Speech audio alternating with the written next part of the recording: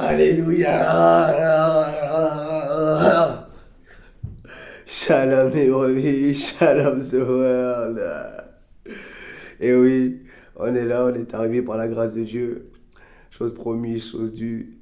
Par la grâce de Dieu, on va partager la parole pour ce moment merveilleux d'exhortation. Par la grâce de Dieu. Déjà pour commencer, par la grâce de Dieu, tous les messages qu'on a faits, c'est pas préparé, c'est inspiré vraiment par le Saint-Esprit, par la grâce de Dieu. C'est que de l'inspiration du Saint-Esprit. Le Saint-Esprit ne fait que préparer les versets, c'est tout. Mais sinon, ce qui se dit dans les vidéos, c'est pas préparé, c'est pas écrit. Voilà, c'est que de l'inspiration divine, freestyle du Saint-Esprit. C'est lui qui parle, on se laisse guider par la grâce. Mais on reste toujours sur le même thème, comme on l'avait dit, par la grâce de Dieu. On va essayer de faire vite, par la grâce. Mandalabla. On va essayer de faire vite. Toujours le thème, c'est l'invisible au contrôle du visible. Alléluia. L'invisible au contrôle du visible. Amen, amen, amen, amen. L'invisible au contrôle du visible. Mais là, il y aura un sous-thème par la grâce de Dieu. Et le sous-thème, c'est les 3 types d'hommes. Pour vous montrer les influences, les différentes influences de l'esprit de ces 3 types d'hommes qui sont l'invisible au contrôle du visible. Alléluia. Alors, comme on l'avait expliqué dans l'épisode 2, que l'invisible, il y avait 3 types d'hommes. On avait expliqué ces choses dans le 2e épisode, que l'épisode précédent, quoi, le dernier. Que dans ces 3 types d'hommes, il y avait l'homme animal, l'homme normal, qui est guidé par ses propres pensées, donc l'homme païen, qui croit en rien et qui croit que le monde spirituel n'existe pas, et qui croit que c'est ses propres pensées qui le guident, alors que non, il est possédé par les démons, il est influencé par les démons, bref, on va voir ça. Et le deuxième, c'est l'homme satanique, c'est-à-dire l'homme démon, l'homme qui sait ce qu'il est, il sait ce qu'il fait. Les sorciers, les marabouts, tout ça, ils savent ce qu'ils sont, ils savent ce qu'ils sont. Il y a aussi les démons de chair, qui est dans le lot, dans tout ça, l'homme démon. Et le troisième, c'est l'homme Dieu, ceux qui ont le Saint-Esprit qui vivent à l'intérieur d'eux, c'est-à-dire l'Esprit de Dieu qui est l'Esprit que Jésus avait, c'est-à-dire Dieu en chair. Et ben quand il est mort et ressuscité, il a répandu le Saint-Esprit sur la terre, sur le monde, pour remplir les choses qu'il invoque, les choses qu'il a acceptées, les choses qui vivent comme Jésus, pour que le Saint-Esprit soit agréable à l'intérieur du corps. Comme dit dans la parole, dans 1 Corinthiens 3,16, que nous sommes le temple du Saint-Esprit. Donc l'Esprit de Dieu habite dans sa création, si tu acceptes Jésus-Christ, bien sûr, dans ta vie. Voilà. Par la grâce de Dieu, nous allons essayer de faire vite. Amen, amen, amen. Ça va bombarder aujourd'hui. Et ça dribble comme d'hab. Oui, mon ami, ça dribble. Hein. Numéro 10. Yeah, la lumière. Karabraka faya. Amen. On va essayer de faire vite par la grâce. Donc par la grâce de Dieu, on va voir le premier verset qu'on a choisi. On va faire 3 versets, par la grâce, 3 chapitres. Par la grâce de Dieu, c'est de faire vite.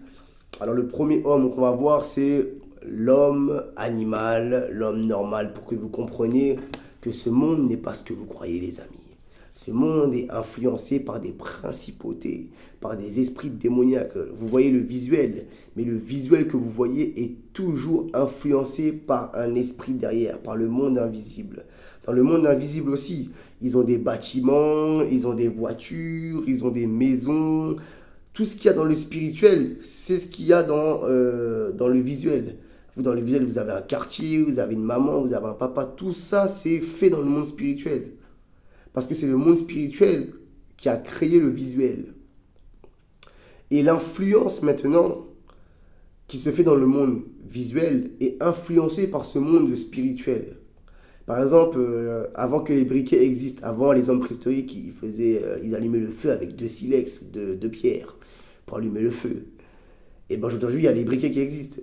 Et bien imaginez-vous que le briquet existait avant, dans le monde spirituel, avant qu'il se montre dans le monde physique. Avant que le briquet existe, il existait déjà dans le monde de l'esprit. C'est comme si les voitures aujourd'hui n'existaient pas. Mais que demain, vous voyez, une première voiture est inventée et voilà, est mise aux enchères.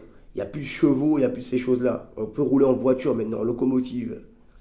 Eh ben, la voiture a été créée d'abord dans le spirituel. Parce que dans le monde de l'esprit, les voitures existaient avant que on le voie nous dans le monde physique. Après, ils vont vous dire que oui, tel homme a inventé la voiture. Non, non. Mais cet homme-là, qui a justement été choisi par un esprit pour donner sa pensée au monde, c'est-à-dire la voiture créée. Il va dire que oui, on va inventer un nom, hein.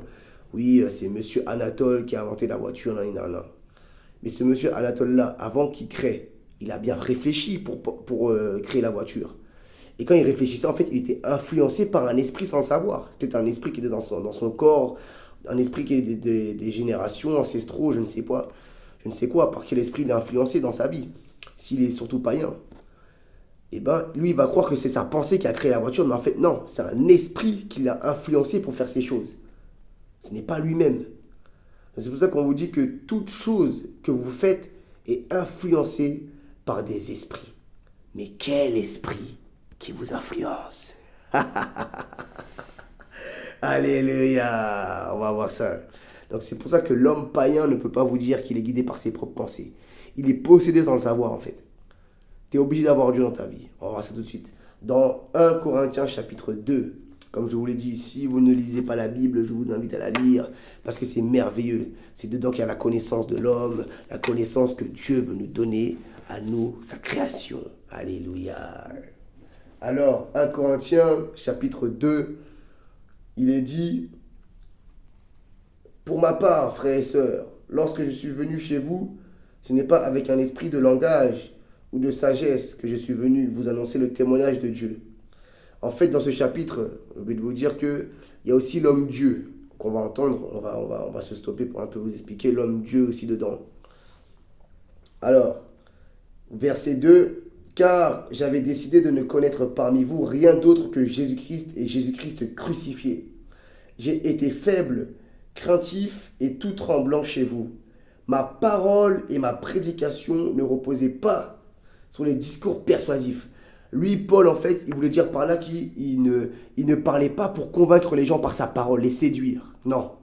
Regardez ce qu'il dit par la suite. Persuasif par un discours persuasif de la sagesse humaine. Voilà. Mais sur une démonstration de l'esprit et de la puissance, afin que votre foi soit fondée non sur la sagesse des hommes, mais sur la puissance de Dieu. Alléluia. Ça, en fait, ça démontre qu'est-ce qu'est un homme Dieu. Il a dit, il n'est pas venu pour vous persuader de vous convertir par des paroles persuasives.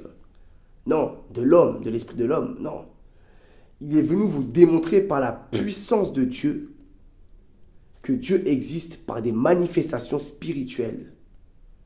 Et ça, c'est le langage de Dieu.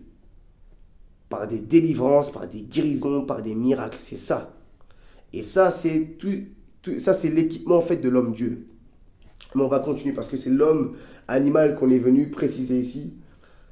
C'est pourquoi bien, verset 6, c'est pourtant bien une sagesse que nous enseignons parmi les hommes mûrs, mais une sagesse qui n'est pas de ce temps, ni des chefs de ce temps, qui sont voués à la destruction par des présidents, des autorités qui sont sous le domination de Satan.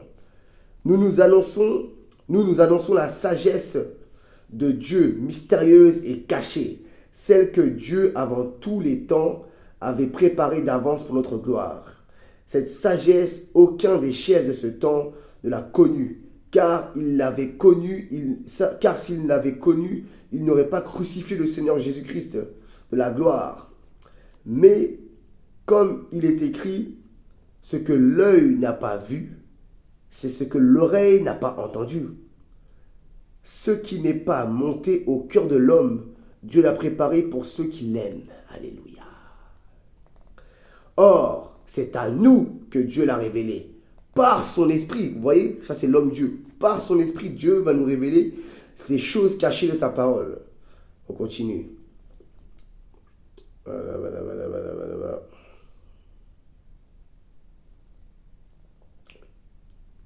Par son esprit, car l'esprit examine tout, même les profondeurs de Dieu. Vous voyez?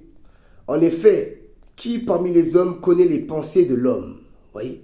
Qui parmi les hommes connaît les pensées de l'homme? Si ce n'est l'esprit de l'homme lui-même, en fait. qui est en lui. De même, personne ne peut connaître la pensée de Dieu si ce n'est l'Esprit de Dieu.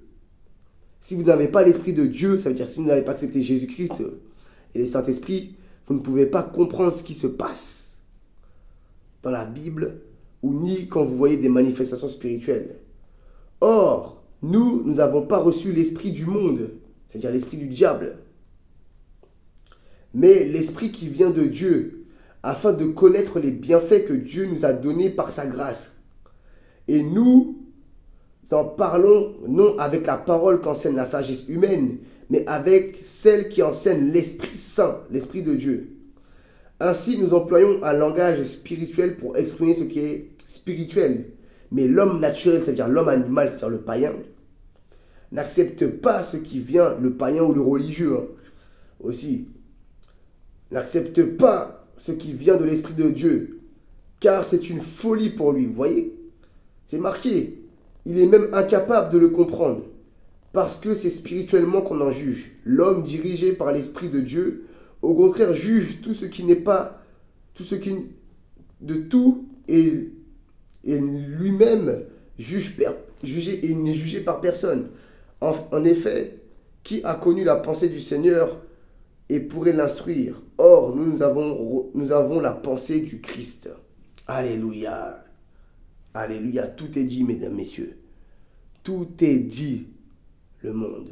Tout est dit. Il a dit, l'homme animal ne peut comprendre ce qui se passe de l'esprit. Par exemple, quand à l'église, on nous entend peut-être parler en langue, ils disent, mais qu'est-ce qu'il raconte? C'est quoi ce charabia? C'est la langue du ciel. Le langage du ciel, c'était ça. C'est le parler en langue. Et quand vous entendez quelqu'un parler comme ça, alors que vous n'avez jamais entendu, vous allez dire, mais qu'est-ce que c'est que ce charabia? On ne comprend rien. C'est quoi? Ils sont possédés? C'est quoi? Non, c'est le langage de Dieu. Ça veut dire qu'on appartient à Dieu. C'est l'esprit qui est à l'intérieur de nous, l'esprit de Dieu qui parle. Le langage du ciel. Voilà. Mais une personne, un homme animal qui entend ces choses, il ne va pas comprendre, il va dire qu'on est fou. Alors qu'il ne comprend pas les choses de l'esprit, comme dit dans la parole, au chapitre 2 de 1 Corinthiens. Vous voyez, le corps humain, l'homme est comme une voiture un peu. Enfin, la voiture est comme l'homme plutôt, mais on va prendre l'exemple de la voiture. Pour que la voiture fonctionne, il faut bien qu'un humain la conduise. Et quand un humain conduit la voiture, un homme normal conduit paisiblement, il respecte le code de la route, toutes ces choses-là. Ok. Mais maintenant, quelqu'un de bourré qui conduit la voiture, il va conduire n'importe comment, il va faire un accident. Et bien, c'est la même chose. Dans le corps humain, on peut savoir de quel type d'esprit tu es possédé. Par ta pratique. Par quoi tu es dirigé. Qu'est-ce que tu pratiques? Tu fumes, tu bois, tu as des relations sexuelles hors mariage, tout ça. On sait que tu es possédé, sans que tu le saches. Tu es un païen. Tu es dirigé par des démons, en fait, sans que tu le saches. Parce que dans ton corps, les démons réclament la cigarette, ils réclament la drogue, ils réclament la relation sexuelle hors mariage, ils réclament l'alcool, ils réclament tout ce qui n'est pas de Dieu. Mais quand tu as l'Esprit de Dieu à l'intérieur de toi, l'Esprit de Dieu va te diriger vers tout ce qui est en rapport avec Dieu. Lire la parole de Dieu, prier, parler de Dieu autour de toi. Toutes ces choses-là, aller à l'église. Toutes ces choses-là sont dictées par l'Esprit qui habite à l'intérieur de toi. Maintenant, quand je vous dis quel est l'Esprit quand vous regardez votre vie à vous-même, quel est l'Esprit qui vous domine? Regardez vous-même. Regardez votre quotidien et vous saurez quel esprit qui vous domine. Est-ce l'esprit du monde? Mais bon, on ne va pas trop en parler. Nous allons parler maintenant du deuxième type d'homme, Karamandaba. Le deuxième type d'homme, qui est l'homme démon.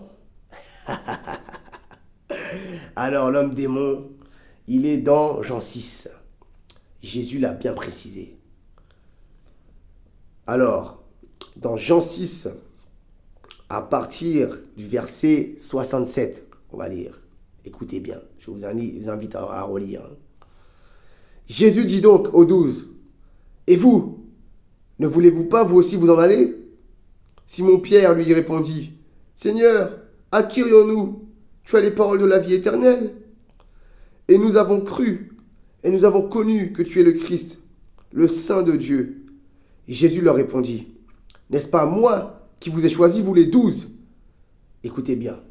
et l'un de vous est un démon. L'un de 12, Jésus a dit, est un démon.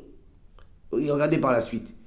Il parlait de Judas l'Iscariote, fils de Simon, car c'était lui qui devait le livrer, lui, l'un des 12. Alléluia.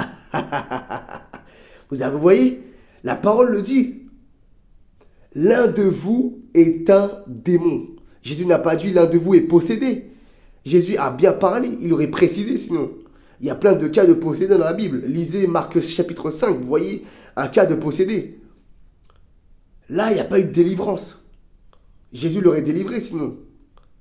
Comme quand il avait dit à Pierre, à Simon, Simon, Simon, j'ai intercédé pour toi, car Satan te réclame. Mais là, il a dit, l'un de vous est un démon. Donc, Judas était un démon en chair. La preuve, c'est lui qui l'a livré. Et comme on avait dit dans la vidéo précédente, on a dit que Satan entra dans Judas. Mais Judas était déjà un démon de chair, par sa pratique. C'est pour ça que Satan est rentré aussitôt en lui. C'est parce que Satan rentre dans ce qui lui appartient. Vous voyez? Les démons de chair existent, les amis. Ne vivez pas dans ce monde sans la connaissance. Il y a bien des hommes sur la terre qui ne sont pas des hommes. Il y a des hommes sur la terre qui sont là pour justement exercer les enfants de Dieu. Pour être des marchepieds. Mais si tu n'as pas ton identité, tu vas avoir peur de ces gens-là. Mais tu as plein pouvoir sur ces démons. Mais encore faut-il que tu récupères ton identité, qui est dans la Bible. Et va à l'église pour que tu sois enseigné. Si tu n'as pas d'église et que tu veux venir dans notre église, envoie-moi un message, même si tu es loin. Et nous t'inviterons avec plaisir pour manger la parole comme nous enseignons. Alléluia. Nous allons voir maintenant le troisième type d'homme qui se trouve dans Jean 11, on ne va pas le lire. En fait, c'est une histoire connue qui est avec le fameux Lazare. Le fameux Lazare que Jésus-Christ a ressuscité des morts. Il était mort, Lazare. Et Jésus-Christ l'a ressuscité. Ça, ce sont les pouvoirs, les équipements de l'homme Dieu sur la terre. Et Jésus-Christ nous a donné ce pouvoir-là, de ressusciter des morts, de délivrer les captifs, guérir les malades, toutes ces choses-là. C'est notre pouvoir sur la terre de l'homme Dieu. Donc voilà les 3 types d'hommes que nous avons sur la terre, mes frères et sœurs, mes amis, les brebis, le monde. Voilà les 3 types d'hommes qu'il y a sur la terre. Ne vivez pas dans ce monde sans la connaissance de Dieu. Il faut avoir le discernement. Vous avez ce discernement par le Saint-Esprit qui peut vous parler directement et vous dire des choses sur la personne avec la parole de Dieu.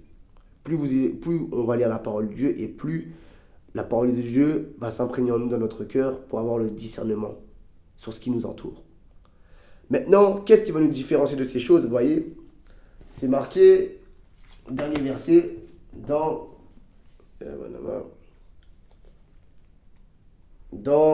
1 Jean chapitre 4. La parole dit, bien-aimés, n'ajoutez pas foi à tout esprit, mais éprouvez les esprits pour savoir s'ils sont de Dieu. Vous voyez le discernement. Car plusieurs faux prophètes sont venus dans le monde. Reconnaissez à ceux-ci l'Esprit de Dieu. Tout esprit qui confesse Jésus-Christ venu en chair et de Dieu. Tout esprit qui confesse Jésus-Christ venu en chair et de Dieu. Voilà. Tout esprit qui confesse Jésus-Christ venu en chair et de Dieu. Tout esprit qui ne confesse pas Jésus-Christ n'est pas de Dieu. C'est celui de l'Antichrist.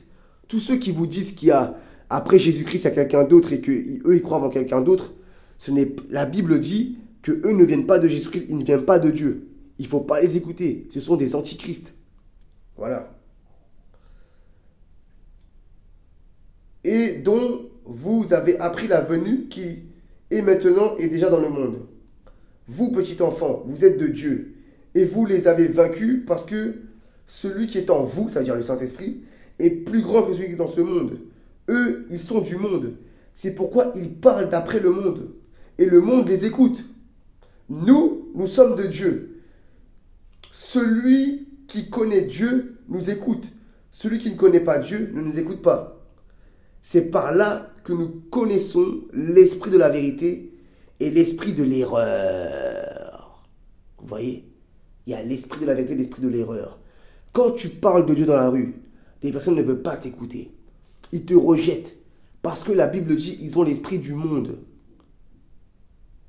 L'esprit du monde.